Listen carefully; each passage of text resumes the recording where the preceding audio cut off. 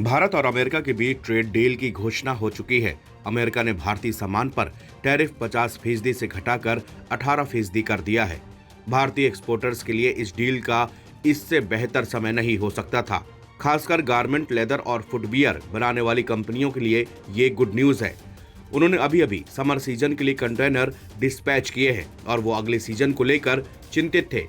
कई छोटी भारतीय कंपनियों ने पिछले कुछ महीनों से अमेरिका को एक्सपोर्ट बंद कर दिया था, जबकि बड़ी कंपनियां भारी डिस्काउंट देकर अपना बिजनेस बचा रही थी।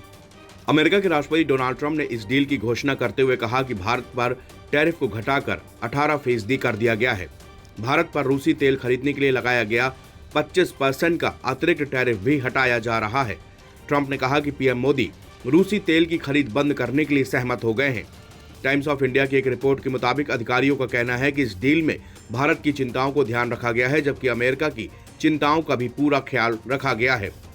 अमेरिका भारत का सबसे बड़ा ट्रेडिंग पार्टनर है। दोनों देशों के बीच आपसी व्यापार 131.84 अरब डॉलर का है। सबसे बड़ी बात यह है कि अमेरिका के साथ में भारत ट्रेड सरप्लस की स्थिति में है। दोनों देश पिछले साल फरवरी से ट्रेड एग्रीमेंट पर बातचीत कर रहे थे। दोनों देशों ने 2030 तक आपसी ट्रेड को 500 अरब डॉलर पहुंचाने का लक्ष्य रखा है। ट्रेड डील होने के बाद अमेरिकी बाजार में भारतीय सामान अब ज्यादा प्रतिस्पर्धी हो गया है।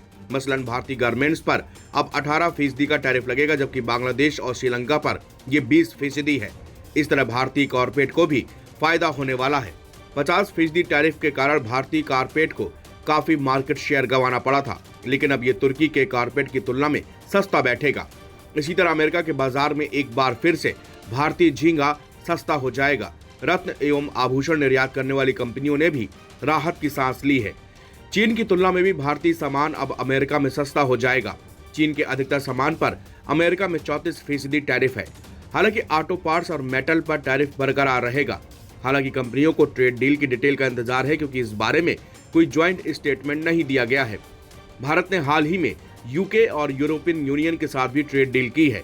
इससे भारतीय निर्यातकों को अपने पोर्टफोलियो को डाइवर्सिफाई करने का मौका मिलेगा।